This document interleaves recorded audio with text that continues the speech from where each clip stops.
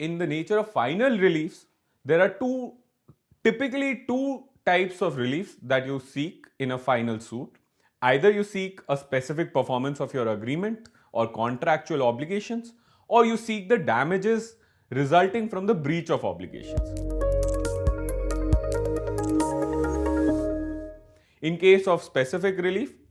there is a specific act, which is the Specific Relief Act, that deals with the specific reliefs that you can seek and the conditions and the ingredients to satisfy such reliefs,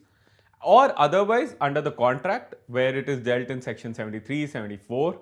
the liquidated damages or the unliquidated damages that you can claim from a party breaching the contract. Usually the distinction between the specific relief or the specific performance of contracts and seeking damages is the simple straightforward answer that whether the party seeking specific relief is looking at enforcing the contract or is seeking a damages for the breach of contract and has done away with the contract.